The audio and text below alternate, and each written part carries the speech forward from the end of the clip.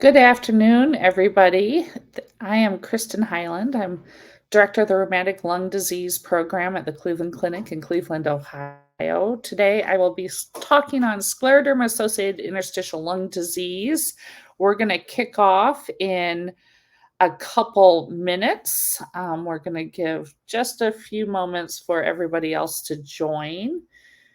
For those of you that are already here, I will plan on taking questions through the chat function. So feel free to type away, and hopefully we will get to everybody's questions at the end of my talk. Looks like we're having a nice number of patients or people interested in this topic joining.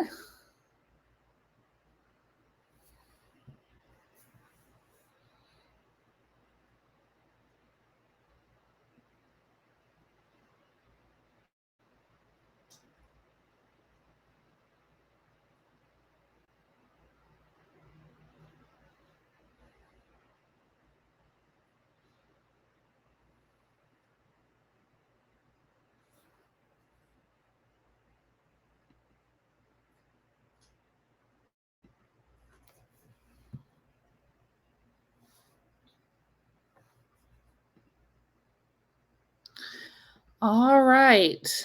In the interest of time, I am going to start. And again, I'm Kristin Highland. I am both a pulmonologist and a rheumatologist, and I'm director of the Rheumatic Lung Disease Program at the Cleveland Clinic. And my journey with scleroderma started when I was in college in 1992. And one of my best girlfriends convinced me to ride my 10-speed bicycle, the one I bought with my paper route money when I was in 6th grade, from Chicago to Michigan City. That was 100 miles. And lo and behold, it was a fundraiser for the Scleroderma Foundation called Trails to Sales. And sailing back after I had a pretty sore behind across Lake Michigan was not actually any fun, but I did it. I didn't even know what scleroderma was. And then when I was in medical school, and again during my fellowship, I had a next door neighbor who had been touched by scleroderma. And then I came to the MUSC to do my residency and fellowships and met and fell in love with Dr. Richard Silver, who many of you know has been a leader in scleroderma. And he's still a mentor to me. I convinced him to let me do a rheumatology fellowship after I'd done pulmonary critical care. And then I moved to the Cleveland Clinic where I am now. And so before I start, I do this because I love my patients. And I probably get more from my patients than, well, hopefully they get something from me, but I've really learned a lot about resilience and hope and faith and positivity from my patients. And I just absolutely love my patients with scleroderma. So today we're talking about interstitial lung disease. And when I describe this to patients who've never heard of it, I say that this is, I say, the lungs are made up of the airways and the air sacs and everything in between. And the stuff that is the in between is the interstitium.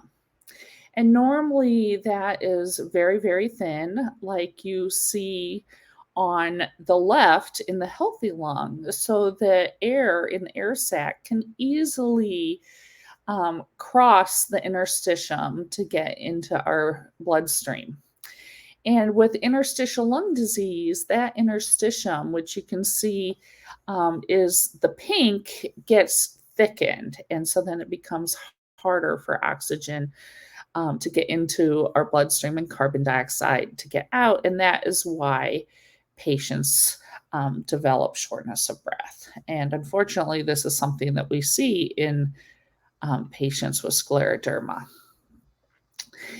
And I'd just like to remind you that interstitial lung disease is actually part of the scleroderma criteria, because it is so prevalent. And we there's fibrosis of the skin and fibrosis of other organs, and most patients have at least a little bit of interstitial lung disease if we look hard enough. And so because of that, interstitial lung disease is one of the criteria for the diagnosis of scleroderma.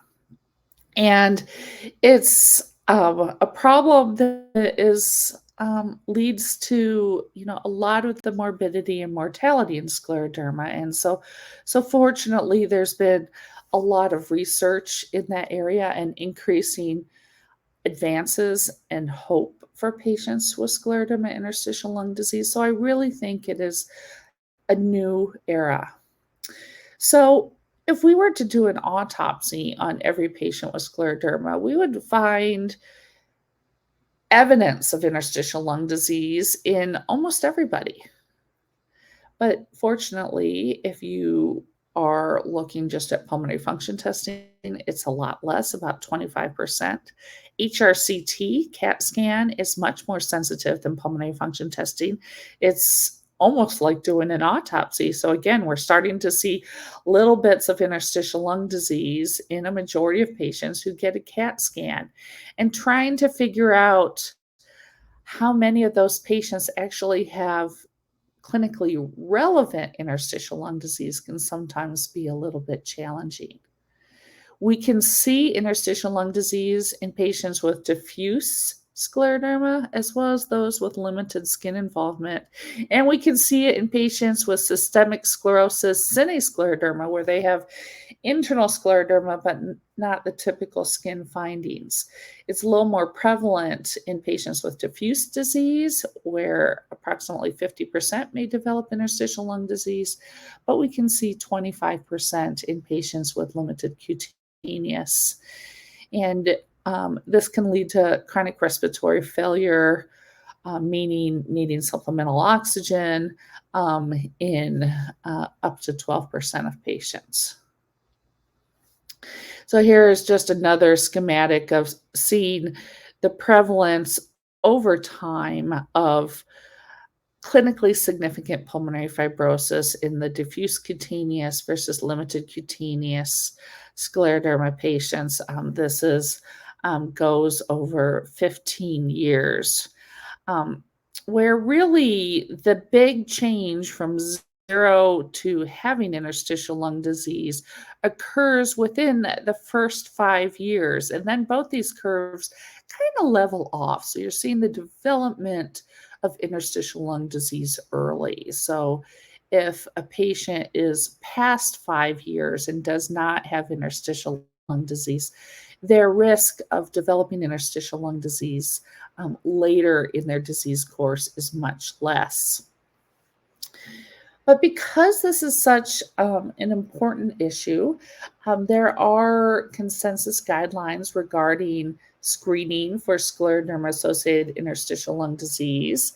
And the consensus is that the minute someone is diagnosed with scleroderma, we should be looking for evidence of interstitial lung disease. We should be examining patients with our stethoscope. We still do that despite today's day of technology. And one of the things we can sometimes hear is something called crackles. Think of the sound Velcro makes when you rip it apart. That's what a crackle sounds like.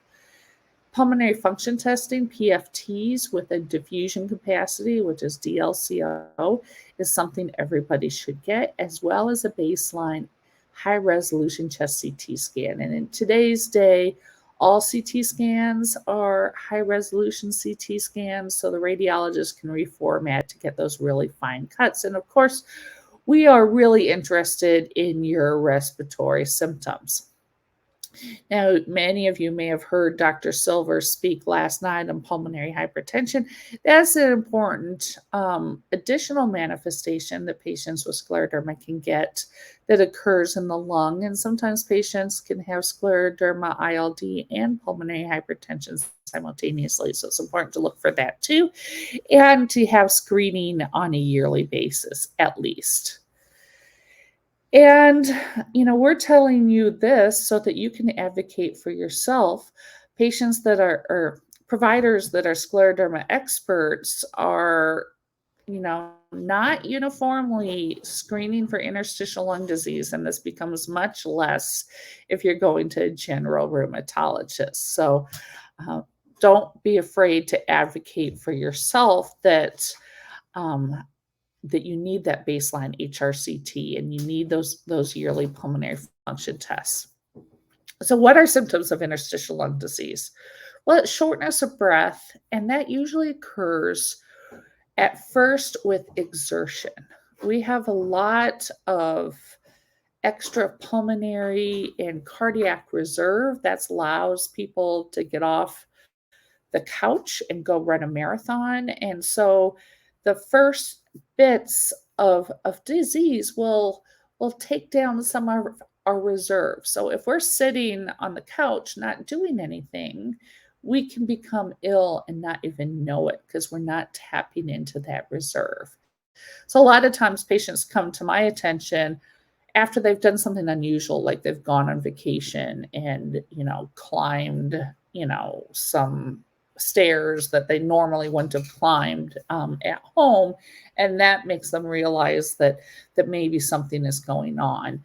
So I encourage you to exercise daily, which could be even just, walking a little bit around your neighborhood. Because if you know that you can walk around your neighborhood and it takes 20 minutes and you always feel a certain way and it always takes 20 minutes, then you're probably stable. But if all of a sudden it takes 35 minutes and you're sitting down on a bench and you're skipping a block, something might be going on. It's hard with scleroderma because sometimes you don't feel like going for a walk and you have aches and pains and, you just don't feel well. But it's important to try to move your body daily. It can just be a simple walk. It doesn't even have to be a fast walk, but just move your body daily. Other symptoms associated with interstitial lung disease include a chronic cough. Typically, this is non-productive, and it can often be exacerbated by having acid reflux or GERD. Patients sometimes can have some chest discomfort. Sometimes they can feel lightheaded. Sometimes they can even faint if their oxygen is too low. And when interstitial lung disease becomes particularly bad, or you have concomitant pulmonary hypertension, you can have swelling in your legs. You can have a fast heart rate or palpitations. So those are warning signs. And it's really human nature for all of us to kind of subconsciously slow down to avoid having symptoms. So make sure you're aware of that so that you can think about your lungs as you're thinking about, the other challenges that you might be dealing with when you have scleroderma.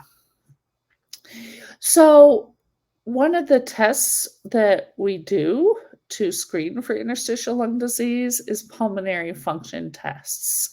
And here you can see someone getting pulmonary function tests. Often you're sitting in a in a box, which can test lung volumes. You're blowing into a tube. You'll breathe normally, and then you'll take a really deep breath, and then you'll blow it all the way out as far as you can, and then normal breaths again. And what we're looking for is abnormalities in the size of your lung. People who have interstitial lung disease have what we call a restrictive ventilatory defect. Their lungs appear smaller than they should be. So measures of the lung size are forced vital capacity. That's the most common one we get, or total lung capacity. So those would be reduced. And then the diffusion capacity, which is a measure of how good you can participate in gas exchange. So how good or how easy the oxygen gets into your bloodstream and carbon dioxide goes out. That is reduced also, like we saw in the one of the first slides. It's just hard for the oxygen to cross that interstitium. So those are signs that something may be going on. It's important to know, though, that pulmonary function testing can be normal early in interstitial lung disease, because normal ranges are between 80% and 120% predicted. So you could have started at 120% and dropped down to 90%. That's a significant decrease, but we would still call your pulmonary function testing normal because it's not in the abnormal range yet, but clearly something's going on. So it's important to keep that in the back of your mind. That is why we recommend getting a CAT scan of your lungs, a CT, and high resolution chest CT. This is a CT scan that does not require any dye. So you lay in a tube and you take some deep breaths and hold it. Sometimes you will blow out all your air and hold it. Sometimes they'll flip you on your belly to get a view of your lungs in the prone position. And a CT scan cuts you like a loaf of bread. So it's slicing your lungs from top to bottom. And here you can see the top rows on this panel are higher in the chest. And then the bottom rows, you can see the heart. We're not quite at the diaphragms, but lower in the chest. And so we can, get a really good detailed picture. And this is what a normal CT scan more or less looks like. The lungs are dark, kind of dark black. You can see these white little lines and dots. Those are blood vessels. Those should be there. And then you have the stuff in the middle of the chest, your blood vessels and your heart and your esophagus. So code words for interstitial lung disease, if you're reading your radiology reports, you might hear the word ground glass opacity. So that's this top left-hand panel. You can see kind of this gray, fuzziness. Think of ground glass at the beach. It's kind of cloudy, but you can still see through it a little bit. So ground glass opacities is what we see in the top left-hand panel, that gray kind of haziness. You also hear the words reticulation or septal thickening. And these are lines. You can see the little black arrow in the red circle on the top right-hand picture. These are just kind of lines. Often they're at the periphery. They're you can kind of see a line between different units of the lungs that normally you can't see. Another code word is traction bronchiectasis. So in this bottom left-hand panel, what I've circled are these linear structures are actually airways that are kind of dilated and stretched out because they're under traction from the interstitial lung disease. Normally we shouldn't see airways like that. Traction bronchiectasis means kind of distorted lung. Another code word, not quite as common in scleroderma, but can occur, is honeycomb change, where you can see all these, cysts that are kind of stacked up on each other. Think of a honeycomb, that the bees make, and that image, and that's what we can sometimes see in the lungs. So if you're hearing any of those words or seeing any of those words on your CT report, the next question is, have you been evaluated for interstitial lung disease? And if not, you should see someone. You also might hear words like non-specific interstitial pneumonia or NSIP, which is a pattern on imaging that is describing what we would expect to see if we did a lung biopsy.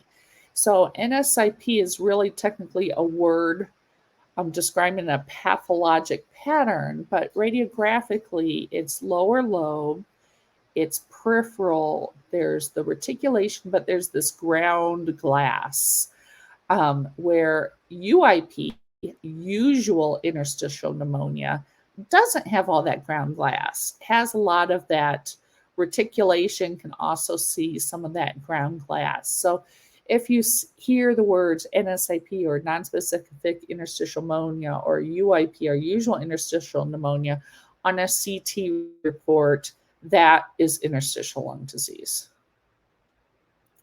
And we don't do surgical lung biopsies in scleroderma because we don't really, it's not really a medical mystery, so we don't need to put you through an invasive procedure.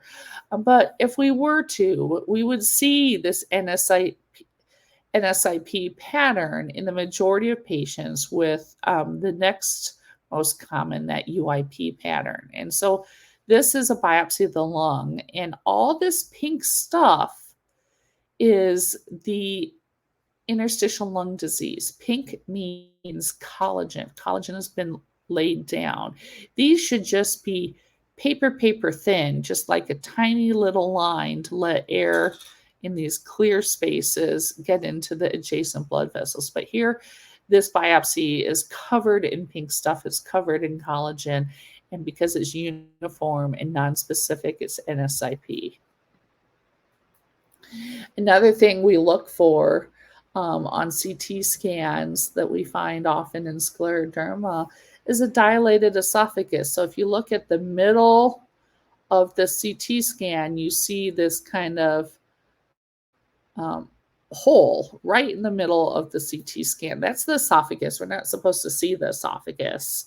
And when we see an abnormal esophagus, we know that is can be a risk factor for interstitial lung disease, because this can, microaspiration can cause damage and, inflammation in the lungs that can lead to interstitial lung disease.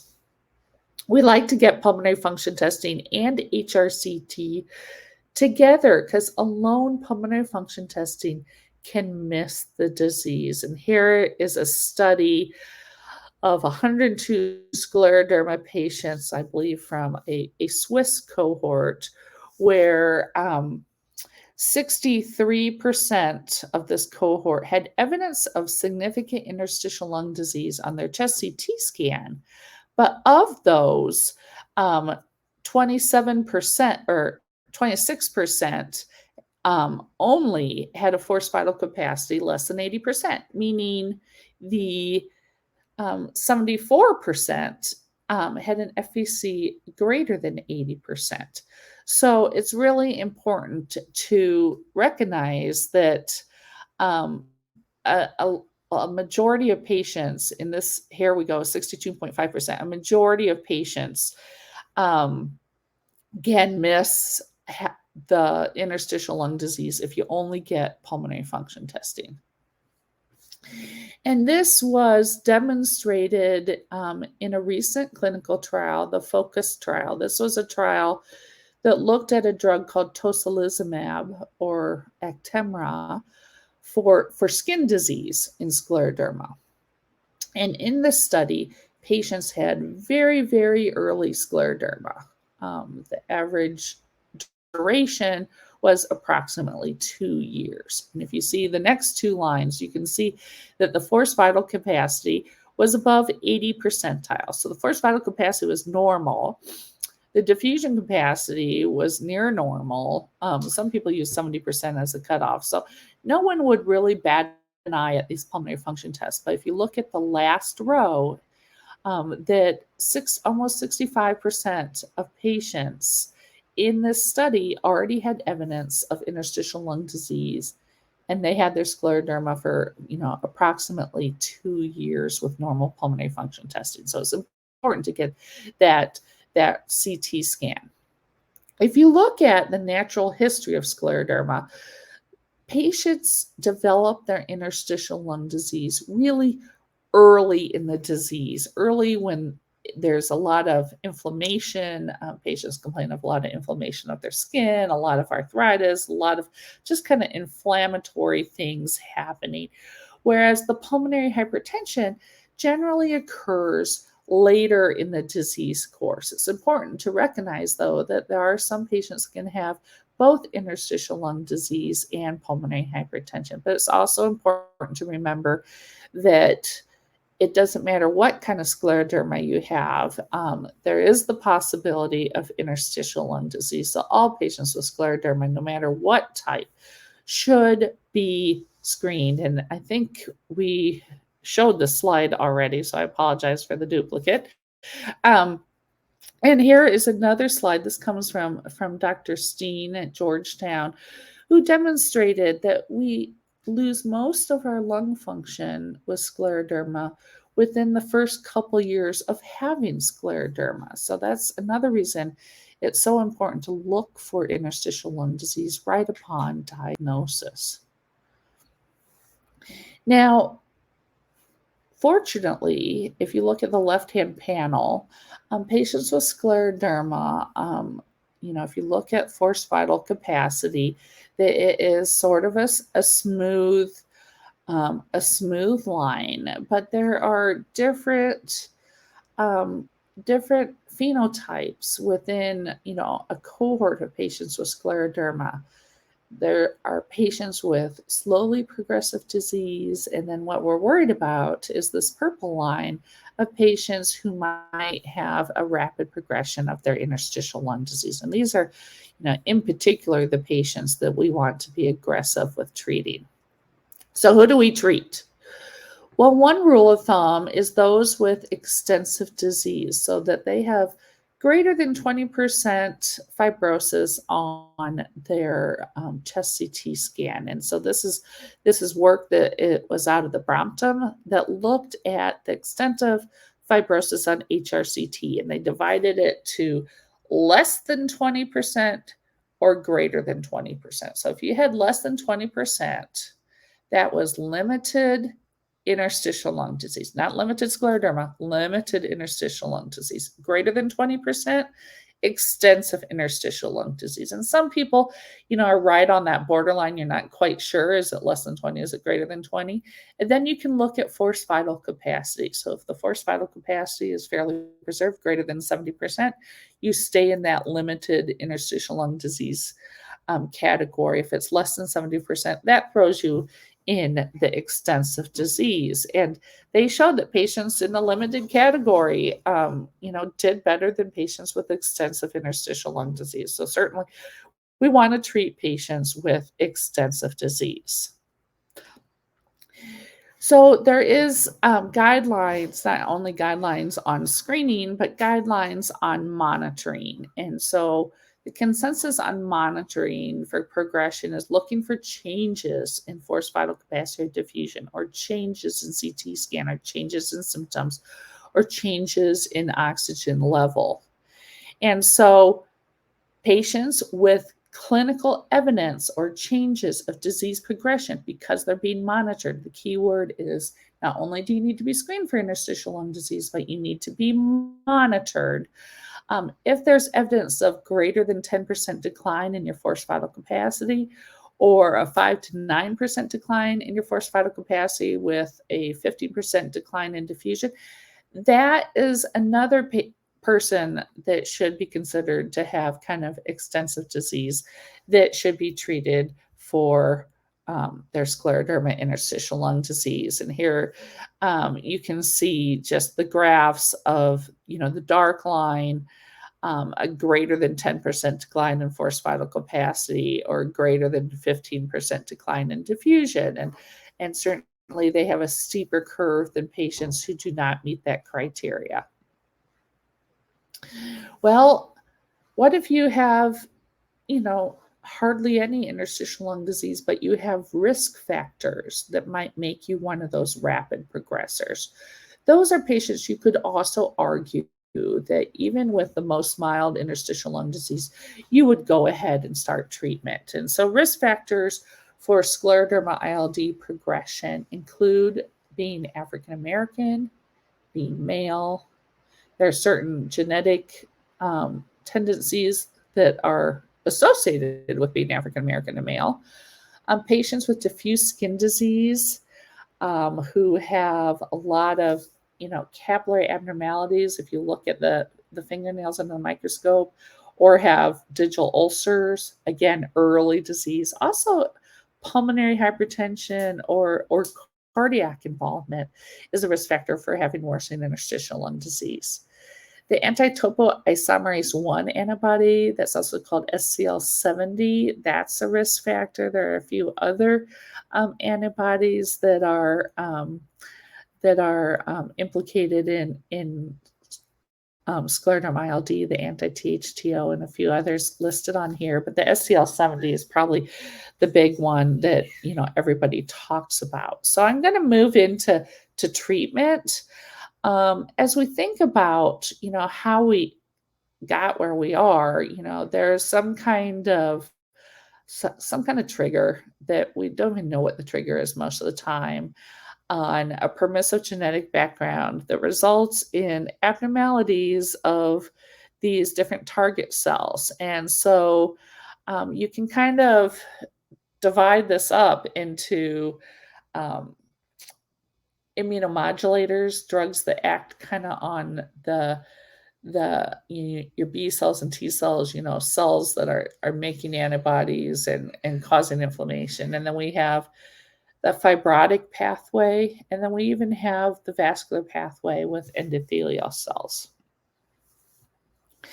So scleroderma lung study number 1 was our first, little bit of hope for treatment for scleroderma lung disease. And this was, a great study in that it really brought together the scleroderma community to really study interstitial lung disease quite methodically.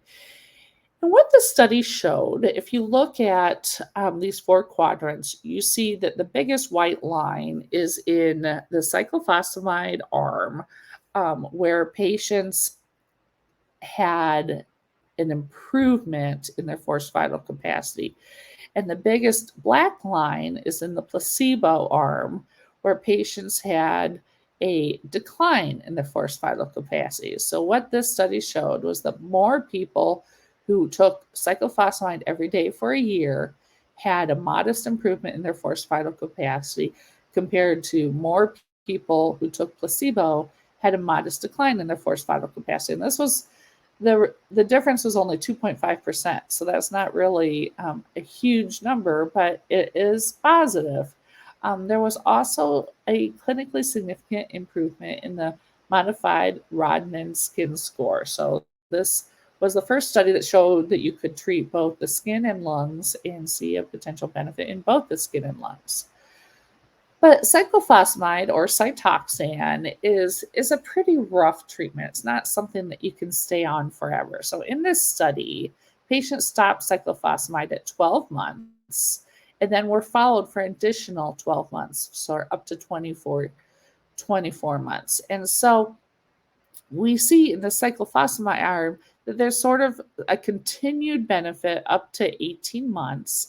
But then by 24 months, the curves were exactly the same. So after being off of cyclophosphamide a year, all the treatment benefit was lost.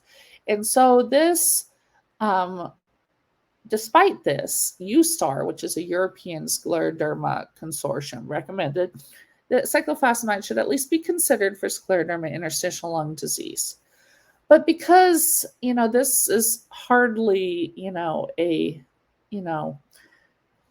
absolute success, this kind of spawned the scleroderma lung study number 2, which looked at mycophenolate, which is a lot less toxic than cyclophosphamide, and compared to placebo, thinking that if you could stay on mycophenolate, hopefully you would have a continued benefit than being on short-term cyclophosphamide, and then, then being on placebo. So patients in this study got mycophenolate, which people call Celsub or Myfortic, for a year, or cyclophosphamide, Cytoxan for 12 months, or for 2 years, versus cyclophosphamide or Cytoxan for 1 year, followed by placebo.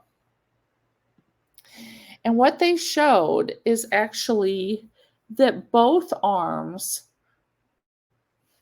performed similarly. Interestingly, in this study, the cyclophosphamide arm did not return back to zero like it did in the first study, but performed similarly in regards to forced vital capacity, performed similarly in regards to improvement in modified Rodnan skin score. So it looks like mycophenolate is at least as good as cyclophosphamide, and it's certainly less toxic. These are, the dark line is patients who had to stop Cytoxan due to side effects, and the dotted line are patients who stopped the mycophenolate due to side effects. Mycophenolate was better tolerated.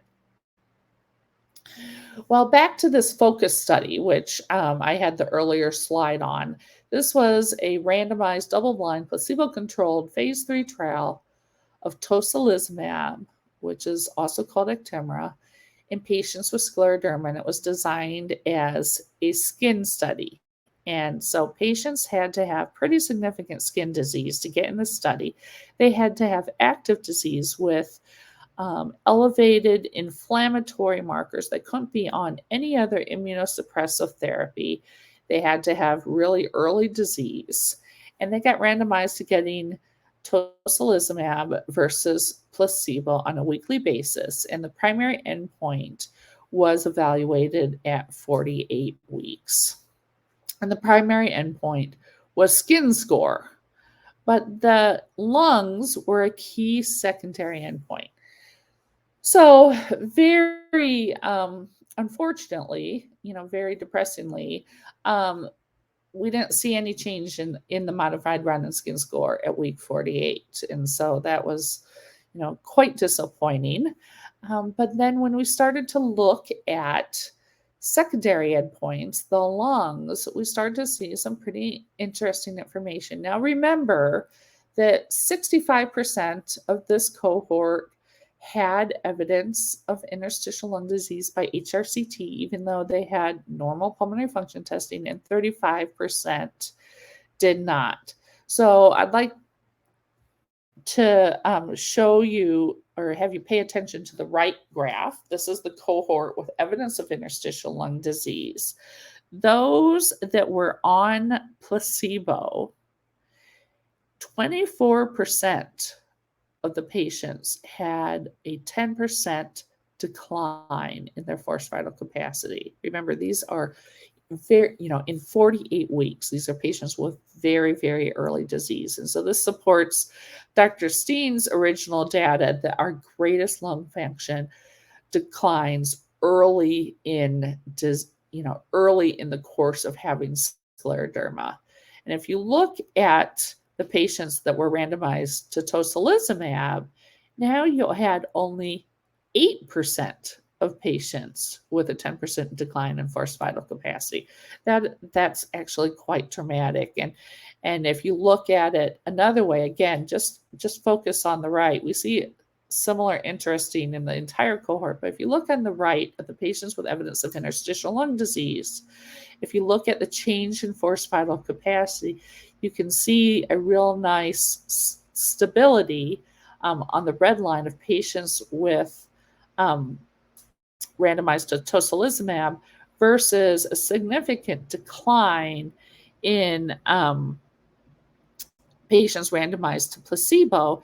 And the difference in that is 238 milliliters, which is really a large difference, clinically significant difference. And then another thing that they looked at was that they looked at quantitative scores on HRCT. So there's actually computer algorithms that can measure amounts of fibrosis on a CT scan kind of automatically or using artificial intelligence.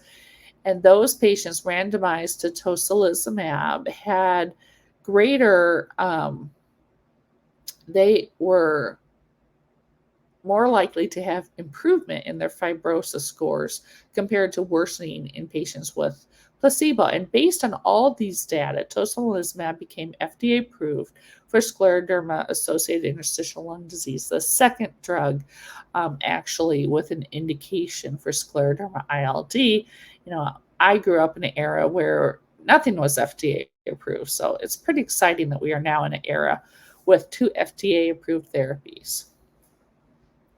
Well, rituximab or Rituxan is another drug that's had a lot of interest lately in scleroderma in both the lung and for the skin. And if you look at these biopsies on the left, you can see that there are a lot of B cells, which is kind of all this dark black in the very top left-hand box, intense staining for B cells. And Rituxan blocks B cells, and B cells make antibodies, and antibodies can lead to disease. And so in this teeny tiny study of 8 patients who got Rituxan and 6 patients who got control, there was improvement in patients who got Rituxan in their forced vital capacity and diffusion.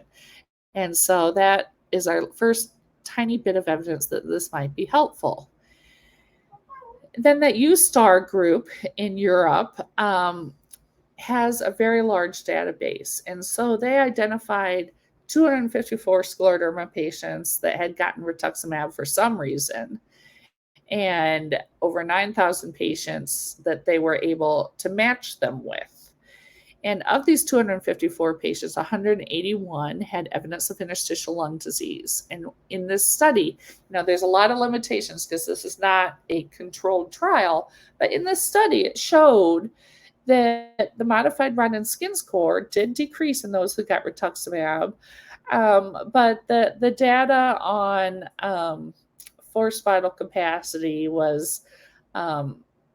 did not really show much of a difference. And so the data on rituximab is out. There are some randomized clinical trials that are in the works, and so we probably haven't seen the end of rituximab, but we're not 100% sure how Rituxan is going to play out in scleroderma interstitial lung disease. Now, one of the other treatments that hits the immune system is the autologous stem cell transplant. And this is not the corner shop that advertises these stem cell transplants where they take stuff out of your belly, your fat out of your belly, and they inject it back in.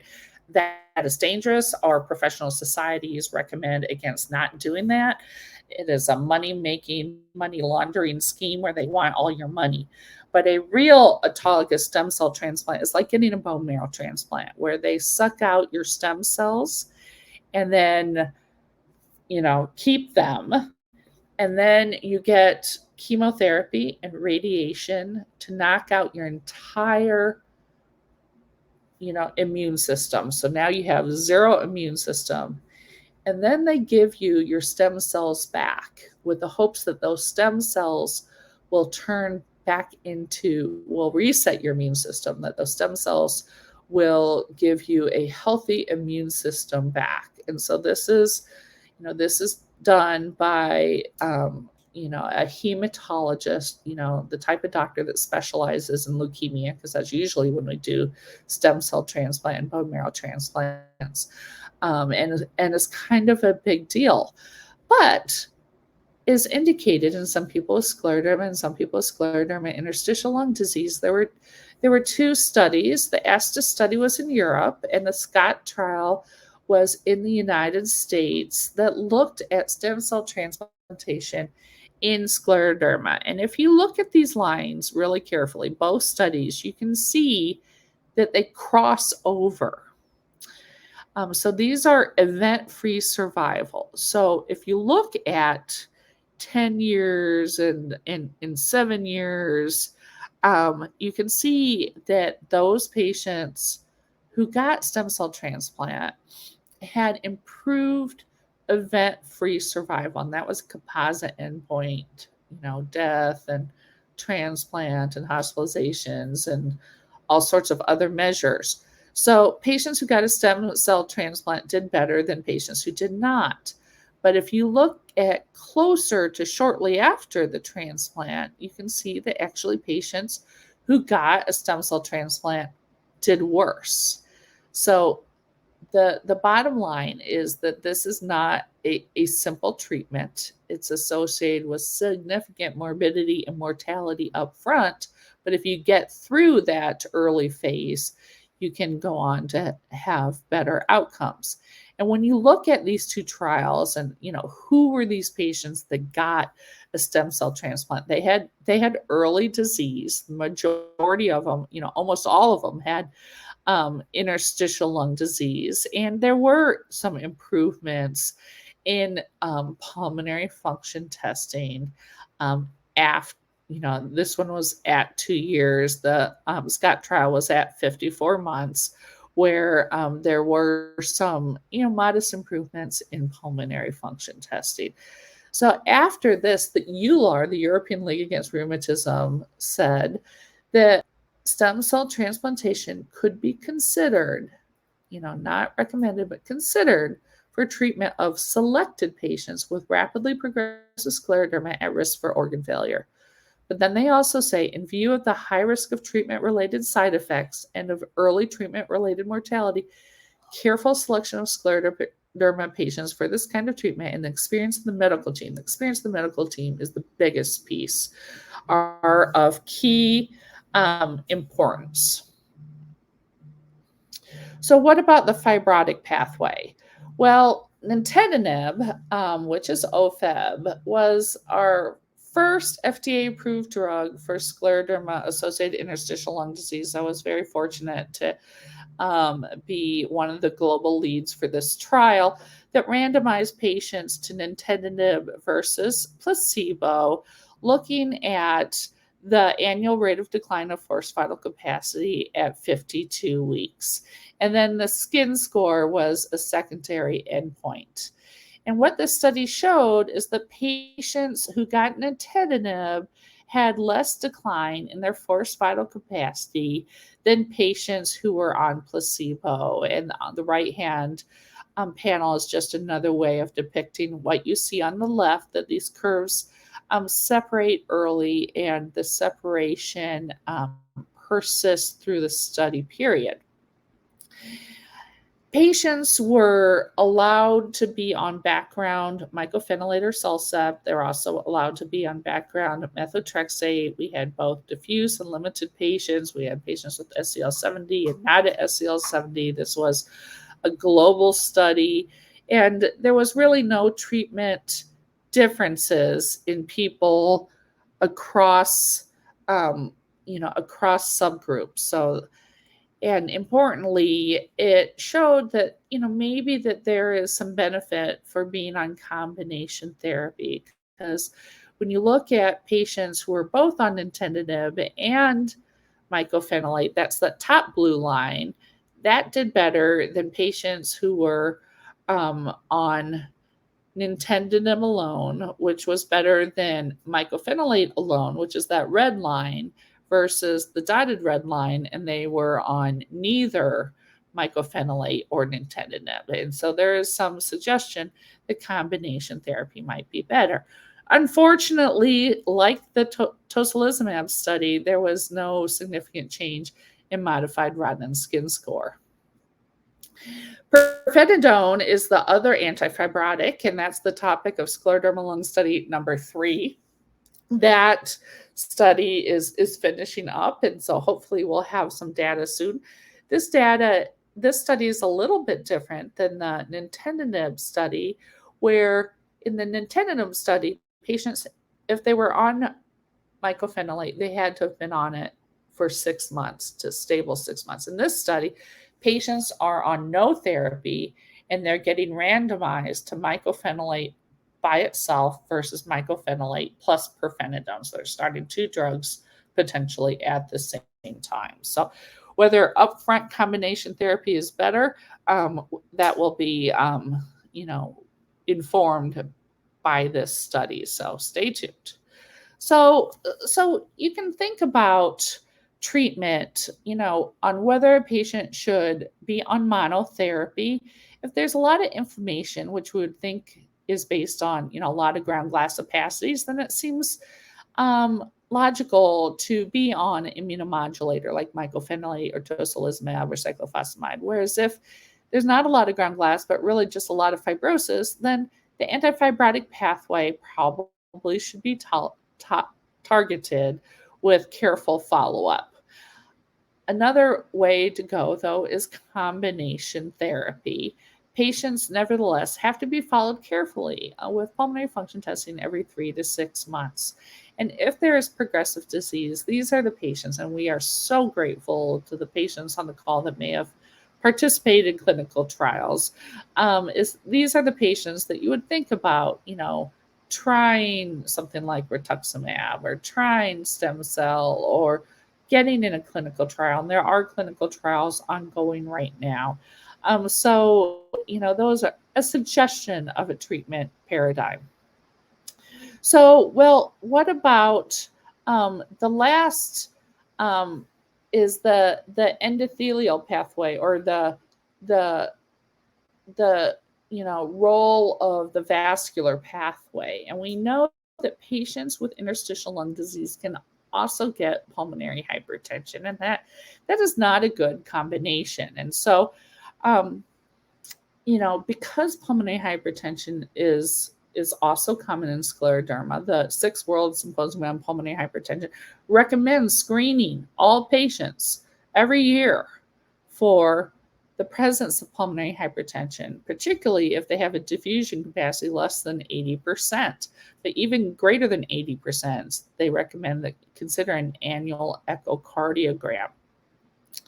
So this is relevant because there is a study that led to a FDA-approved treatment for pulmonary hypertension associated with interstitial lung disease. And the INCREASE study led to this. This was a study looking at inhaled treprostinil versus placebo, and this is Tyvaso. Patients were randomized to Tyvaso versus placebo and followed. And what the study showed is the patients on inhaled treprostinil had a much improved walk distance compared to patients that were on placebo, as well as markers of right heart failure. But even more interesting is they looked at forced vital capacity as a safety measure, and patients on Tyvaso had some improvement in forced vital capacity. And so this study is now looking at patients, investigators are now looking at using Tyvaso for fibrosis, not just for pulmonary hypertension. Well, finishing up, don't forget about treatment of comorbidities such as reflux, such as the mental health aspect of this disease. Oxygen is super important. So is pulmonary rehabilitation. Obviously, nobody should be smoking or around any significant environmental triggers. Vaccinations are key. Please get your COVID vaccine as well as your flu and your pneumonia vaccines. Do your goals of care discussion. Have your living wills. Let your primary care providers know what you want, what you don't want. Consider participating in clinical trials. We're so grateful that you do. Lung transplant is an option for scleroderma. Don't let them tell you it's not. There are some programs that won't transplant scleroderma patients, but there are plenty of programs that do. So raise that question.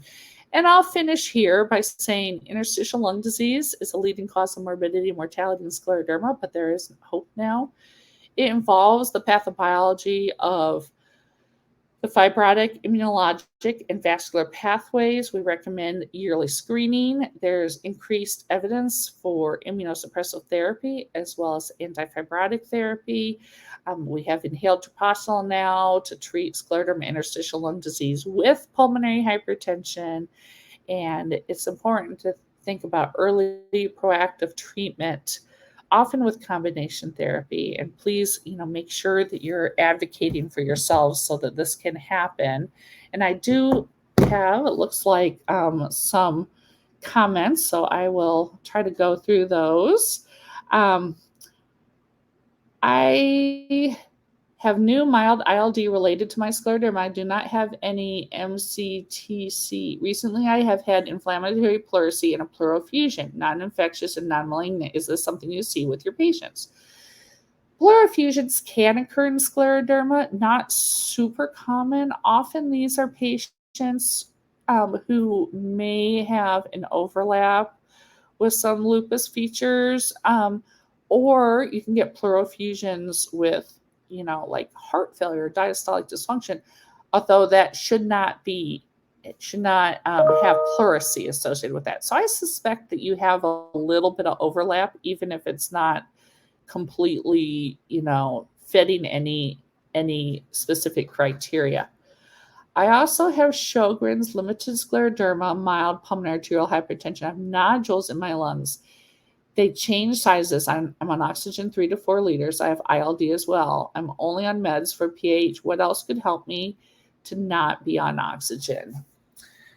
The sad thing is that once you're on oxygen, most of the time you're stuck on oxygen. And that's because a lot of interstitial lung disease is scar. And we aren't great at making interstitial lung disease go away. We are getting a whole lot better at allowing your interstitial lung disease to be stable.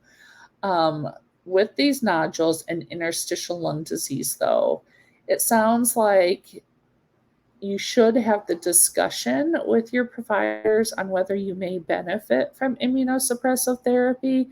I'm wondering if you would. So I would definitely have that discussion with your providers. I have had diffuse scleroderma with interstitial lung disease for 12 years. I was told that I could get severe lung damage if I have not gotten a PFT since September 2019. Do I need to be concerned about COVID if I go get PFTs? Is it okay to wait? So there are some very strict guidelines for pulmonary function testing laboratories on how to clean their equipment and how to manage the whole COVID thing. So I am unaware of any person getting COVID from getting pulmonary function testing. Of course, you will be, going out in the world and coming in contact with other people potentially. Most hospitals are mandating masks and things like that. I think it's probably okay to get pulmonary function testing at, in a reputable pulmonary function testing lab. And I think it's reasonable to try to do that. Maybe you can get a first thing in the morning appointment before too many people have gotten there, and then you can get out. I could get severe lung damage if I get COVID. That is true. Everybody can get severe lung damage with COVID these days. Having a COVID vaccine certainly helps protect you against that. And certainly now we have Paxlovid if you're not on any drugs that cause drug-drug interactions, or the monoclonal antibodies, which can help protect you. Unfortunately, patients who already have interstitial lung disease, when they get COVID, they're at risk of having a flare of their disease. So that's the big thing that you have to worry about is, COVID. It's been a scary time for a lot of people who are vulnerable. I would continue to live a semi-conservative lifestyle. I don't think you have to live in a bubble, but just make super good choices and make sure you have your vaccines and you're boosted. If you happen to have gotten rituximab for your disease, I would talk to your provider about Evusheld. That's a protective monoclonal antibody, and I would definitely recommend that if you've had rituximab. I also have to get some dental work, and I'm concerned about getting COVID at dental office. I'm going to get the work done, but I'm taking only the first appointment in the morning to avoid it. Do you know any additional precautions I should take? I don't think so. The dentists are, my experience is the dentists are equally concerned because they're, up in your mouth. And so, they feel pretty vulnerable too. And so most dental offices are going overboard being protected. I feel very uncomfortable taking off my mask for these kinds of appointments. I don't blame you. It's you feel vulnerable. You absolutely feel vulnerable. And I myself have put off some of the things I should be doing. I actually need to go to the dentist as well. I have a cavity, so I'm right there with you. But I think it's super important, even though I haven't gotten my cavity taken care of, do what I say, not what I do. I think it's super important that we are taking care of ourselves because it's so much harder to get better from COVID if if you're sick from your other things, that if we're not taking care of ourselves and then we get COVID, that's worse than if we're taking care of ourselves and get COVID. And, we are seeing a lot of delay. We see people who are showing up with more advanced breast cancer because they refuse to get their mammograms, or colon cancer, or more advanced, coronary artery disease, and having more heart attacks because they're not getting their stress tests. So I think it's important to, not forget to take care of ourselves. I also have Sjogren's, limited scleroderma. I forgot I have reflux as well. Reflux is something super important to treat. Follow those reflux guidelines. Don't eat for at least 3 hours before you go to bed. That's super important. Reflux certainly doesn't help the already not so great situation. I have really bad Raynaud's, and when I do my walk test, how do I know it's a good reading? It often goes below 86%. This is an excellent point. At the Cleveland Clinic, we don't do a finger oximetry during our walk test on anybody because we don't believe it because of the Raynaud's phenomenon. We use a forehead probe. So I would ask them to use a forehead probe. And never trust a finger probe. And I learned that the hard way back when I was a pulmonary fellow. I did a, bazillion-dollar workup for someone who just really needed a forehead probe. I have PH. What would you recommend if you wake up feeling like you ran a marathon? I have most of the symptoms listed. So I wonder if your pulmonary hypertension needs to be better treated. I mean, there's a lot of things that could be going into your symptoms, but if you've not had a right heart catheterization recently, I probably would get a new one, or, update your, get sort of a fresh pulmonary hypertension evaluation from a pulmonary hypertension specialist. And, the good thing with pulmonary hypertension is that we have so many available treatments now. Back when I started, 1,000 years ago, there was nothing. And now I'm losing count, but I think we're up to 15.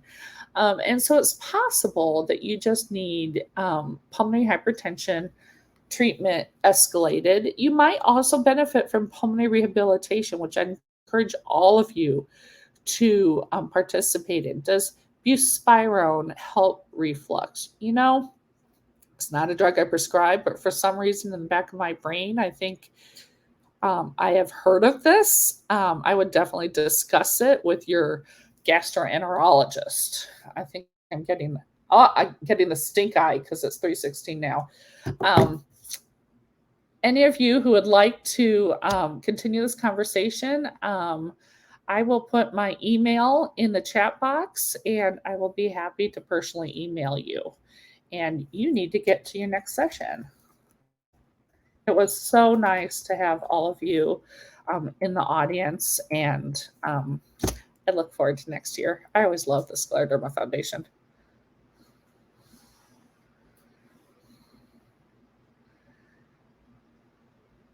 Have a great rest of your conference, everybody.